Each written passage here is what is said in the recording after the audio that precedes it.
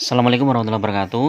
Halo teman-teman, di video kali ini coba kita bahas ya tentang ini ya, bagaimana cara memperoleh passive income dari saham ya. Nah, beberapa investor saham itu mungkin sudah melakukannya ya. Ketika mereka membeli sebuah saham, kemudian ditahan sampai beberapa tahun, kemudian sampai mendapatkan passive income. Nah, passive income ini ada dua macam ya teman-teman. Yang satu adalah berupa dividen, jadi saham yang memberikan dividen yang cukup bagus, yang cukup besar juga dan rutin, dari tahun ke tahun selalu membagikan dividen. Terus yang kedua adalah dari capital gain, yaitu dari harga sahamnya. Ketika kita memegang sebuah saham, kemudian saham itu dari tahun ke tahun naik terus, kemudian tumbuh terus, harganya naik dan tumbuh ya, walaupun naik turun ya, di dalam 1 tahun tuh naik turun, tapi kalau misalnya kita lihat trennya jangka panjang, misalnya 3 tahun 5 tahun, dia naik terus sahamnya. Nah, ini bisa kita jadikan passive income. Karena apa? Nah, ketika kita sudah membeli saham tersebut, ya sudah, kita diam aja. Nanti dalam waktu 3 tahun apa 5 tahun harga saham itu sudah naik tinggi. Seperti kita contohkan ya, misalnya seperti saham MDKA ya.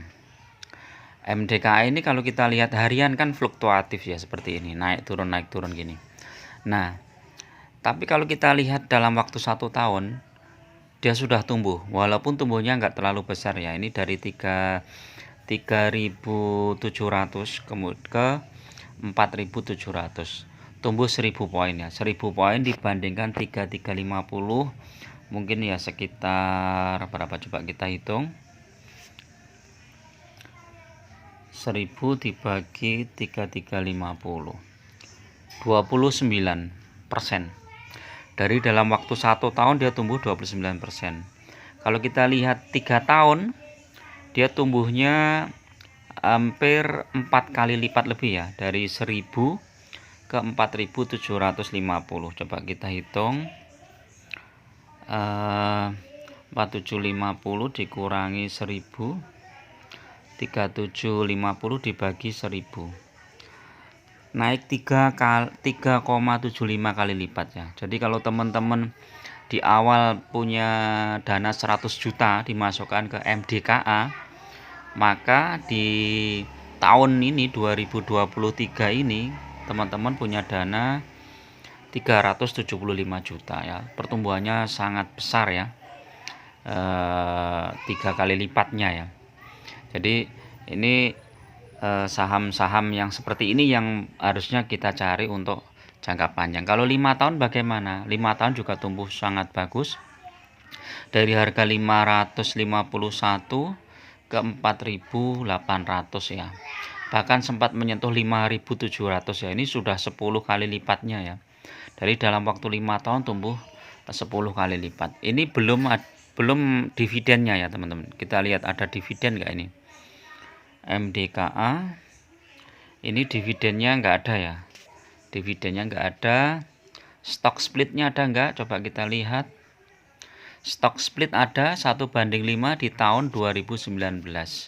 Jadi kalau teman-teman beli saham ini di tahun 2019 ya, 2019 atau sebelumnya, misalnya 100 lot, maka tahun sekarang kita memiliki jumlah saham sebanyak berapa kali tadi stock splitnya?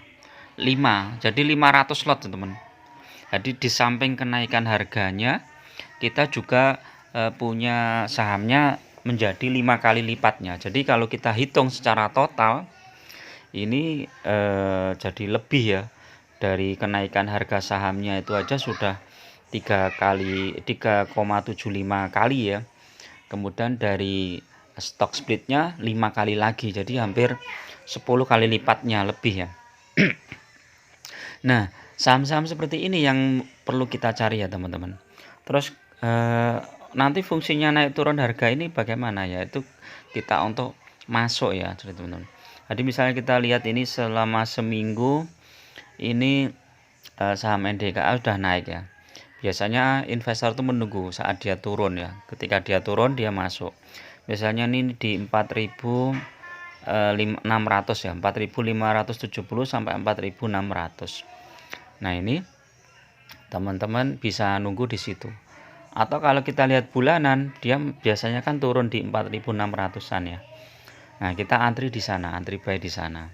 Kalau kita lihat 3 bulan dia sudah naik, 6 bulan juga naik, 1 tahun juga naik, 3 tahun naik. Nah, terus secara PBV ini memang PBV-nya sudah tinggi ya teman-teman, 7 kali lipat, PER-nya 81 kali lipat. Ini wajar karena memang harga sahamnya juga naik terus ya teman-teman. Apakah kedepannya bisa turun? Bisa aja turun karena ini apa? Ini kan harga komoditas ya. Jadi yang sangat terpengaruh oleh harga komoditas, khususnya harga komoditas emas, nikel ya. MDK ini bisnisnya seperti itu, basic material. Jadi itu. Misalnya kayak saham misalnya ya perbankan ya, BCA. BCA ini juga menarik teman-teman.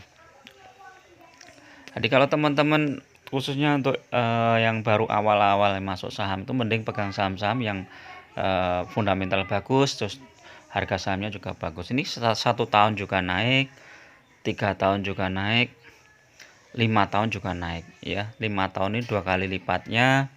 Kemudian ini ada stock split apa enggak, dividennya ada teman-teman. Dividennya berapa persen ini?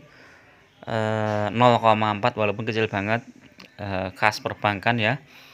Stock split itu ada di tahun 2021 ya. Jadi kalau teman-teman beli saham BCA 100 lot sebelum tahun 2021, maka sekarang menjadi berapa banding tadi? Stock splitnya jadi berapa tadi? Coba kita lihat. 100 lot jadi 500 lot. Ini jadi kita beli 100 lot, sekarang punya 500 lot. Dan harganya pun naik. Jadi luar biasa ini saham BCA ini. Jadi seperti itu ya teman-teman.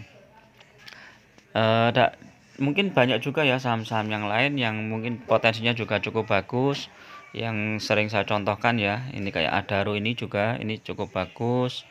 Kemudian apa ya, ini coba kita lihat. Indi itu kalau 5 tahun ini naik turun ya, walaupun naik turun ini sudah mulai tren positif dari 2020 ya teman-teman. Ini cukup bagus. ITMG coba kita lihat. ITMG ini juga cukup bagus dan dia dividennya cukup besar. PTBA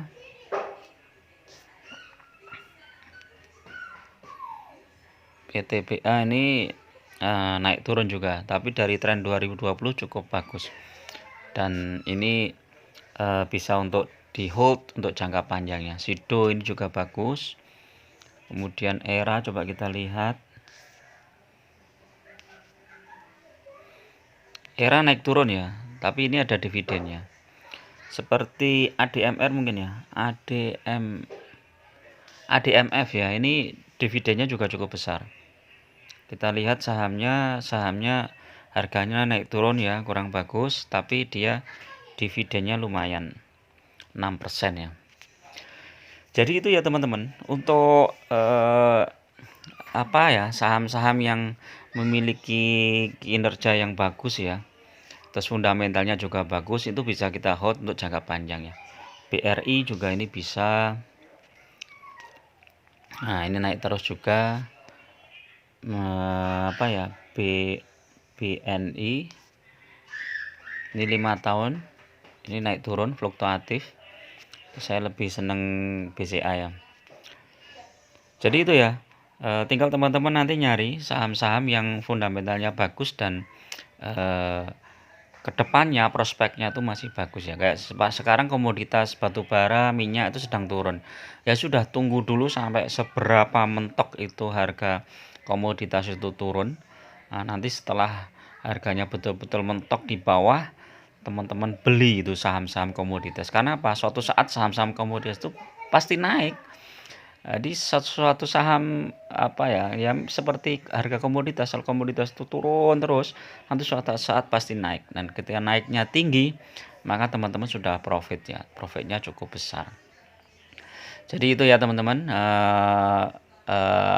analisa saya ya Kalau teman-teman ingin mendapatkan passive income dari saham, itu bisa tentukan saham-saham yang prospek, baik secara fundamental maupun harga sahamnya juga bagus. Dan tren kedepannya juga prospek ya. Jangan malah masuk ke saham-saham yang gorengannya nggak jelas ya. Sehari naik 20%, besok naik 20%. Habis itu rontok terus. Nah, itu kan jebakan ya teman-teman. Jangan mudah tergiur dengan informasi-informasi yang berkembang ya.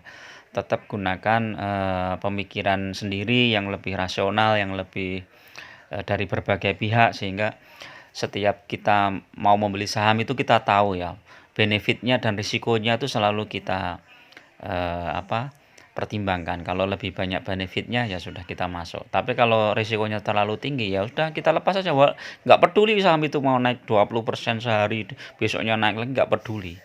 Kita tetap fokus pada cara investasi kita. Oke, itu dulu.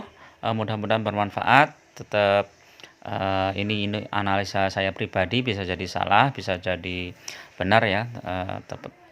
Tapi mudah-mudahan bisa memberikan pertimbangan terhadap teman-teman semua. Assalamualaikum warahmatullahi wabarakatuh.